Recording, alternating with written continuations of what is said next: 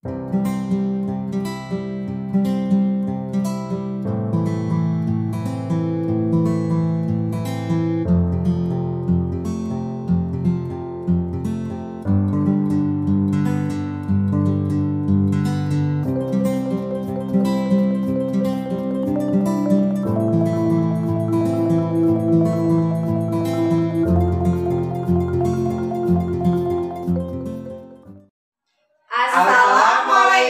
warahmatullahi wabarakatuh. Halo semuanya, nama saya Siti Ahadiah Nurjanah dari SMP Negeri 2 Lewigong. Halo semuanya, saya Ajam Trimukti dari SMPN 1 Lewigong. Halo semuanya, saya Fitri Yantini dari SDN 1 Margahayu Lewigong. Kami CGP Angkatan 7 Kabupaten Garut, Jawa Barat. Sekarang kami akan mempraktikkan demonstrasi kontekstual modul 2-3. Halo, Assalamualaikum Bu Fitri, apa kabar? Waalaikumsalam Bu Siti, alhamdulillah baik. Gimana kabar Bu Siti? Alhamdulillah saya sehat. Nih Bu Fitri, kan Bu Fitri sebentar lagi mau mengadakan coaching ya? Iya Bu, betul. Oke, nah di sini karena saya sebagai observer, nah yang akan saya amati di sini adalah pertama Bu Fitri nanti apakah memulai percakapan dengan menentukan tujuan sesuai dengan alur kita, dan mulai Bu Fitri nanti akan saya nilai apakah Bu Fitri itu mengajukan pertanyaan kunci untuk mengidentifikasi atau menentukan tujuan, kemudian mengidentifikasi masalah, kemudian apakah nanti Bu Fitri akan mengajukan pertanyaan kunci rencana apa yang akan dilakukan coach untuk mengatasi permasalahan yang dihadapinya. Selanjutnya yang akan saya amati yaitu Bu Fitri mengajukan pertanyaan untuk menggiring coach dapat melakukan aksi nyata sebagai bentuk tanggung jawab mengimplementasikan rencana aksi nyatanya. Dan terakhir, Bu Fitri nanti menutup pembicaraan dengan mengajukan rencana pertemuan selanjutnya untuk mengevaluasi hasil rencana aksi coaching. Begitu Bu Fitri yang akan saya nilai nanti. Kemudian yang kedua nih, saya ingin mengajukan pertanyaan ke Bu Fitri. Kompetisi coach apa yang ingin Bu Fitri kembangkan nih dalam sesi coaching ini? Baik Bu, mungkin karena saya baru ya untuk meng-coaching, jadi dari 3 kompetensi saya akan menonjolkan satu dulu mungkin Bu. Baik, yang mendengarkan aktif. Mendengarkan aktif, baik, akan saya catat mendengarkan aktif ya Bu ya. Ya. Kemudian bagian kompetisi mana yang secara spesifik yang ingin Ibu observasi, yang akan diobservasi oleh Ibu terhadap coach? Mungkin potensi dari si coach itu sendiri Bu, untuk mengembangkan ide-idenya begitu agar lebih tergali potensi si coachnya. Baik, dan ini pertanyaan terakhir ya Bu Fitri. Indikator ketercapaian dari tujuan pengembangan yang diinginkan dari pelatihan coaching ini apa ya kira-kira? Supaya mungkin yang pertama saya sebagai coach terlatih yang lebih baik lagi mungkin ke depannya. Dan yang kedua, si coach itu sendiri seperti tadi saya sudah ungkapkan ya Bu, supaya si coach sendiri itu bisa mengeluarkan ide-ide baru, gitu, kreatif, dan bisa mengembangkan potensinya. Siap, oke. Nah, baiklah Bu Fitri. Nah, semoga sukses, semoga nanti coachingnya berjalan dengan lancar. Nah, kira-kira nih kapan nih akan diadakan coachingnya? Mungkin besok Bu. Besok, siap. Kira-kira jam berapa nih Bu Fitri? Waktu istirahat saja Bu, pukul 10. Siap, baik. Saya akan kunjungi Ibu lagi nanti besok ya, sekitar jam 10 ya Bu ya? Siap Bu. Baik, terima kasih Bu Fitri. Sama-sama Bu. Assalamualaikum. Waalaikumsalam. Selamat pagi Pak Ajang, apa kabar hari ini? Selamat pagi Bu, alhamdulillah kabar baik. Alhamdulillah. Ngomong-ngomong nih Pak Ajang, katanya kemarin kita mau ngobrol-ngobrol nih, mau di coaching sama saya katanya ya, karena Bapak memiliki kesulitan tuh, sudah merefleksikan kegiatan pembelajaran. Mungkin boleh saya tahu kesulitan pembelajaran seperti apa nih yang dihadapi oleh Bapak gitu, sampai harus coaching gitu dengan saya Pak, gimana? Iya Bu, saya itu lagi galau Bu, jadi ingin curhat kepada Ibu. Saya itu sudah mempelajari pembelajaran berdiferensiasi, tapi saya mau mencoba banyak sekali pertimbangan saya untuk mencoba itu. Jadi kalau saya simpulkan nih, tujuannya nih karena Bapak masih ragu-ragu mencoba RPP berdiferensiasi begitu. Ya, betul. Jadi Bapak tuh supaya ingin ada dorongan begitu Pak ya, dengan coaching ini untuk melakukan itu ya, RPP berdiferensiasi gitu Pak. Saya itu ragu-ragu ingin mencoba pembelajaran berdiferensiasi di kelas, karena pembelajaran berdiferensiasi itu ternyata memenuhi kebutuhan dasar individu murid. Murid di kelas saya itu banyak ragamnya, ternyata tidak hanya satu saja. Ada yang kinestetik, ada yang auditori, dan ada yang audiovisual. Sementara selama ini saya belajar mengajarkan siswa itu hanya metode ceramah, metode kerja kelompok, itu saja Bu. Jadi saya itu ingin menerapkan pembelajaran berdiferensiasi di kelas, gitu Bu. Oh, baiklah, kalau saya dengar-dengar tuh berarti Bapak sebenarnya sudah bisa mengidentifikasi ya. Jadi ada auditori, ada yang muridnya tipenya kinestetik dan juga visual. Berarti Bapak udah pinter tuh, udah bisa ya mengidentifikasi gitu tipe-tipe dari gaya belajar anak. Cuma Bapak belum berani begitu ya. Betul sekali. Gitu. Saya belum berani mencoba pembelajaran berdiferensiasi di kelas karena banyak sekali pertimbangan Bu, seperti misalnya peralatan yang masih kurang memadai, jaringan listrik ada yang nggak ada stop kontaknya, yang ada stop kontaknya rusak. Terus infokus di sekolah saya itu cuma satu, sementara rombanya ada 27 rombel Bu. Oh, Masya Allah, banyak sekali ya Pak ya. Berarti ternyata kenapa Bapak ragu, karena Bapak memiliki permasalahan-permasalahan terutama di bidang teknis ya Pak ya. Dan berarti Bapak itu menganggap kelemahan begitu ya. Itu sebuah kelemahan. Padahal kalau saya amati Bapak punya potensi karena Bapak sudah bisa menganalisis auditorinya, sudah tahu gitu ya, kinestetik sudah tahu. Berarti Bapak sebenarnya Bapak tinggal menggali media apa gitu, padahal yang tidak harus menggunakan listrik. Coba Bapak padahal RPP berdiferensiasi itu tidak harus yang pakai listrik, infokus gitu Pak. Coba Bapak kan bisa mengamati lingkungan begitu, gimana tuh Bapak? Coba Bapak kita pikirkan bersama begitu. Iya Bu ya. Gimana ya kalau misalnya untuk siswa yang visual, saya bawa laptop ke kelas ya. Tidak harus pakai infokus ya. Begitu Bapak. Karena laptop tidak memerlukan listrik. Ya, kalau sudah ada baterainya betul. Atau yang auditori, saya bisa membawa speaker aktif yang bisa itu Bapak betul, itu tuh. Bagus sekali ya kayaknya. Nah, itu Bapak. Tidak harus menggunakan listrik. Apalagi Bapak halaman sekolah Bapak itu luas loh. Gimana tuh kan bisa dibawa kemana aja tuh Bapak. Kira-kira kalau aman misalkan lingkungannya. Menurut Bapak di sekolah saya itu lapangannya luas Bu, aman. Nanti saya akan coba bawa belajar di alam juga untuk memenuhi kebutuhan belajar siswa. Karena di sekolah saya aman Bu. Alhamdulillah kalau begitu. Kalau menurut saya RPP berdiferensiasi Bapak dan kegiatan belajarnya kayaknya sudah mulai gimana tuh kalau sudah ada ide begitu Bapak. Kira-kira bisa nggak, Bapak mampu nggak melakukan itu? Iya Bu, kayaknya saya akan coba deh Bu pembelajaran berdiferensiasi dengan media yang ada gitu ya. Dengan media yang ada, dengan tidak melihat kekurangan yang ada di lingkungan. Jadi meminimalisir kelemahan gitu Bapak ya. Kelemahan yang ada di lingkungan saya akan coba atasi dengan saya sendiri ya Bu ya. Terima kasih Bu masukannya Bu. Iya, kira-kira nih kalau ada masukan seperti itu Bapak, kekuatan Bapak tuh untuk melakukan hal tersebut pada angka berapa tuh kira-kira nih? Kalau sudah ada masukan, saya sekarang angka 8 ya Bu ya kayaknya. Angka 8? Iya, 8 nih Bapak, keren banget Bapak. Langsung di angka 8 Pak ya, setelah ada ide. Hebat banget ya, mudah-mudahan bisa dilaksanakan itu Pak ya. Mudah-mudahan Bu, insya Allah saya akan coba melaksanakan pembelajaran berdiferensiasi di sekolah saya.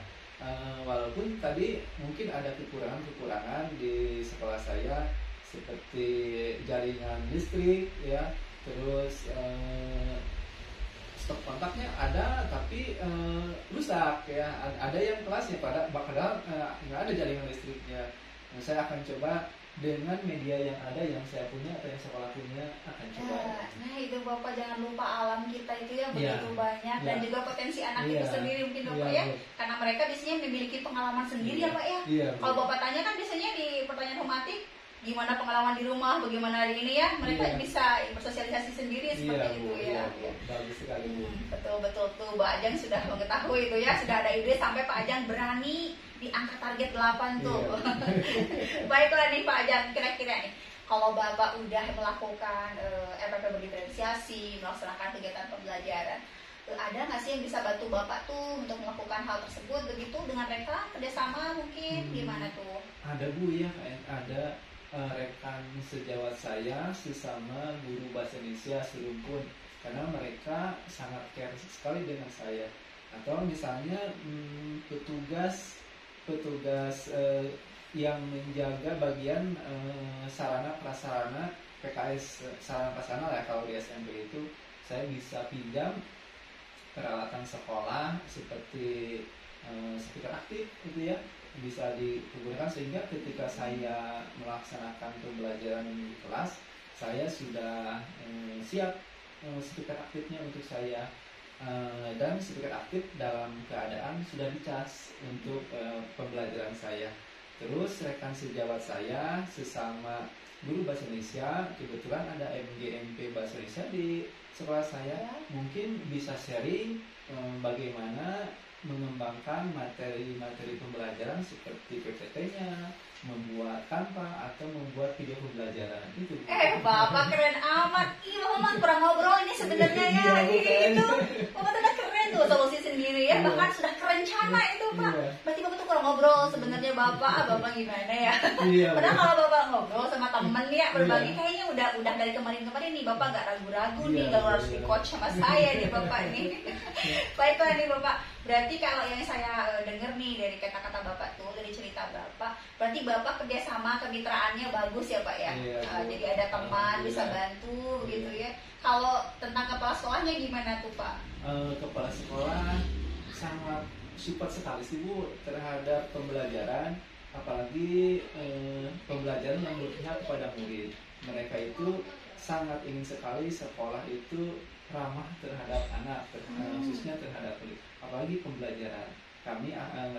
Dia akan sangat senang sekali kalau guru-gurunya bisa mengembangkan potensi yang ada di sekolah. Oh ya, bagus sekali. Berarti menyambung sekali ini dengan keinginan Bapak membuat RPP berdiferensiasi juga dengan tujuan sekolah dan kepala sekolah itu sendiri ya Pak ya.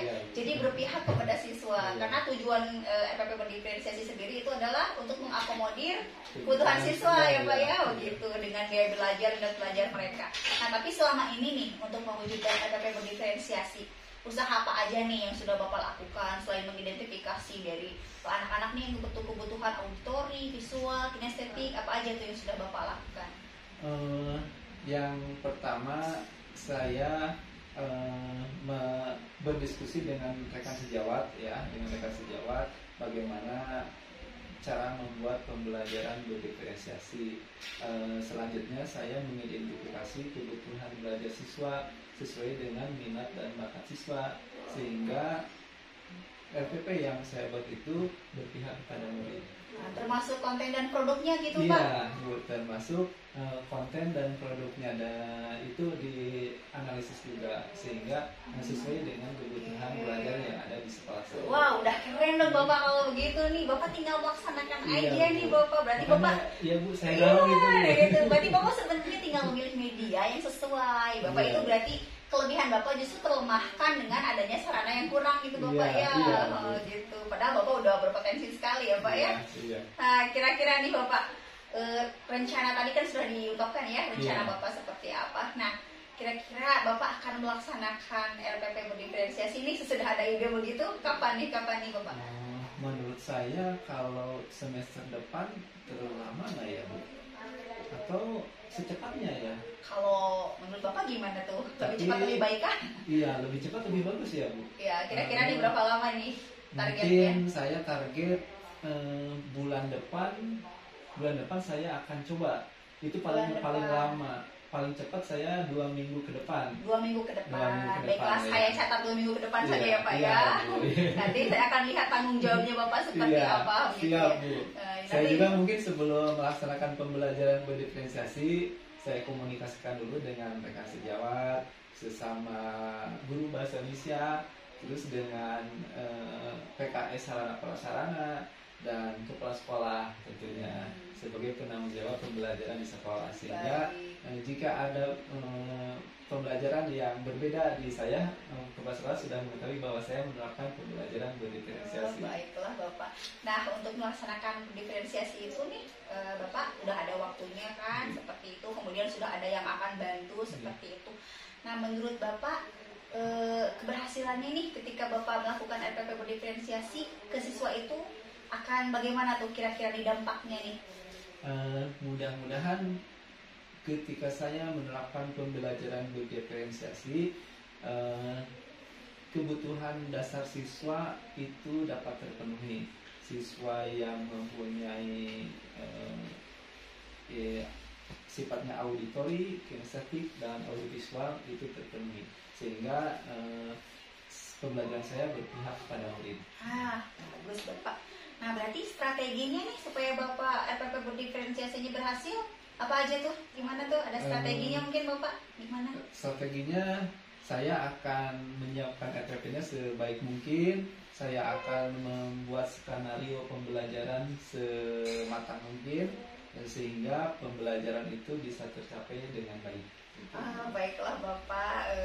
Sepertinya Bapak udah ceng gitu ya, iya, idenya langsung ceng ya gitu ya Bapak ya. Saya coaching dengan Ibu, saya sekarang sudah mempunyai pencerahan. Alhamdulillah begitu Bapak ya. Kayaknya untuk sekarang Bapak udah mulai berbinar-binar ya untuk segera melaksanakan RPP diferensiasinya. Sekarang saya sudah tidak galau lagi. Mudah-mudahan nih Bapak ya. Nah, kira-kira nih Bapak nih RPP diferensiasi apakah hanya untuk mapel Bapak yang materi itu mungkin, atau mau ke depannya dilaksanakan juga di berbagai materi gitu yang lain, tema lain gitu? Insya Allah Bu, kalau misalnya pembelajaran berdiferensiasi saya ini berhasil, saya akan ini kan ke rekan-rekan sejawat saya. Yang pertama ke guru mata pelajaran bahasa Indonesia yang serumpun dengan saya akan tularkan. Kalau sudah selesai ke rekan sejawat, saya akan tularkan juga ke rekan-rekan guru mata pelajaran yang lain. Di sekolah saya, sekolah nanti di gugus, setelah gugus nanti di rayon. Oh iya, hebat sekali Bapak. Semoga rencana Bapak itu berhasil ya. Amin. Dapat dilaksanakan. Ya, mudah-mudahan rencana saya ini berhasil. Hari ini gimana nih Pak? Udah, karena udah ada gambaran, udah puas apa masih ada lagi? Sudah puas, sudah ada gambaran. Terima kasih Ibu telah membimbing saya sehingga ingin cepat-cepat bikin RPP ya. Saya ingin cepat-cepat bikin RPP dan ingin cepat-cepat mempraktikkan bagaimana pembelajaran berdiferensiasi di kelas saya, sehingga murid-murid saya bisa terpenuhi kebutuhan dasar belajar. Baiklah Bapak, kalau begitu kayaknya cukup ya coach hari ini, coaching hari ini ya. Terima kasih banyak Bu atas bimbingannya, sehingga hari ini saya tercerahkan setelah ngobrol dengan Ibu. Mudah-mudahan yang tadinya saya galau sekarang sudah kuat, sudah semangat. Semoga Bapak ya. Nanti 2 minggu ke depan nanti saya akan pantau mungkin ya gimana tanggung jawabnya Bapak. Iya Bu. Baiklah, karena Bapak harus masuk kelas, saya juga harus masuk kelas. Hari ini mungkin cukupkan sekian. Ya. Selamat pagi Bapak. Selamat pagi Bu. Assalamualaikum. Waalaikumsalam warahmatullahi. Baiklah Bu Fitri, tadi saya sudah menyimak perjalanan coaching Bu Fitri bersama Pak Ajan sebagai coaching. Nah, hal yang akan saya sampaikan secara garis besar, alur tirtanya sudah nampak ya Bu ya. Dari mulai tujuan, identifikasi, rencana aksi, dan tanggung jawab. Apa yang sudah Bu Fitri ini sudah sesuai. Kemudian tadi Ibu ingin mengembangkan potensi coaching. Nah, itu sudah nampak Bu. Dari tadi ini coaching sudah ingin mengembangkan bagaimana bisa membuat pembelajaran berdiferensiasi. Nah, dengan segala keterbatasan Koci, gitu, Koci bisa mengeluarkan ide-ide dan strategi-strategi untuk menangani masalah ini. Dan Ibu berhasil untuk mengarahkan Koci menemukan solusinya sendiri. Terima kasih, Ibu. Ya, kemudian yang ingin saya tanyakan kepada Bu Fitri, setelah melakukan coaching tadi nih, apa yang menjadi indikator ketercapaian pengembangan yang nampak tadi? Baiklah Ibu, seperti yang sudah tadi Ibu ungkapkan ya, kalau menurut saya saya sudah melakukan alur tirta dengan sebaik mungkin, walaupun belum sempurna, tapi saya sudah coba usahakan ada gitu ya, walaupun tidak terlalu mendetail Ibu ya, tapi tadi tujuan saya sudah ada, kemudian identifikasi juga saya sudah coba dengan beberapa pertanyaan, kemudian juga rencananya saya juga sudah tanyakan kepada coach, dan bahkan coach menjawab sudah dengan gamblang rencana apa yang akan dia lakukan Ibu ya. Kemudian tentang aksi saya juga tadi sudah tanyakan kepada coach, dan memang coach sudah ada aksinya itu katanya 2 minggu ya Bu ya. Dan untuk tanggung jawab nanti 2 minggu akan datang saya akan melihat kembali mungkin Bu seperti itu. Oke. Nah gini, apa perasaan Ibu nih setelah melakukan coaching? Wah Bu, perasaan saya Bu ya. Iya. Ini saya kan baru pertama nih Bu ya, saya sebagai coach ya. Sebenarnya deg-degan juga Bu. Takut saya salah gitu ya, atau saya juga apakah kurang berikan pertanyaan bobot gitu Bu ya. Tapi saya lega juga Bu, karena sebagai coach saya mungkin untuk meningkatkan diri saya sendiri mungkin Bu ya. Jadi selain coaching orang lain, tapi saya juga mencari ilmu tuh dari coachingnya Bu gitu. Jadi ada beberapa hal yang saya juga begitu ya, seperti itu Bu. Jadi lega lah, tapi ada ilmu baru juga begitu Bu. Nah tadi kan waktu sebelum Ibu melakukan coaching, Ibu kompetisi coaching yang akan Ibu kembangkan sebagai pendengar aktif. Nah selain itu ada lagi nggak kompetisi apa lagi nih yang kira-kira yang ingin Ibu kembangkan selain pendengar aktif? Baik Bu, sebenarnya dari ketiga kompetensi saya ingin hadirkan begitu ya. Jadi mulai kehadiran penuh atau presence, kemudian saya juga mendengarkan aktif dan mengajukan pertanyaan berbobot begitu. Dan saya juga sebenarnya ketiga-tiganya sudah saya coba lakukan ya Bu ya. Cuma tadi kan saya fokus di mendengarkan aktif dulu gitu, supaya saya dapat mengamati, kemudian mengenal kata-kata kunci dari coaching itu sendiri begitu Bu ya. Jadi supaya saya fokus ke si coachingnya begitu, lebih fokus agar coachingnya mengembangkan potensi diri sendiri. Tapi untuk kedepannya 3 kompetensinya insya Allah Bu saya akan kembangkan kembali begitu. Saya belajar lagi Bu. Baik Bu Fitri, saya ucapkan terima kasih atas sesi kali ini. Sukses terus buat Bu Fitri. Semoga kedepannya nanti kembali menjadi lebih baik lagi. Terima kasih atas sama-sama Bu. Saya juga mengaturkan terima kasih atas waktu Ibu.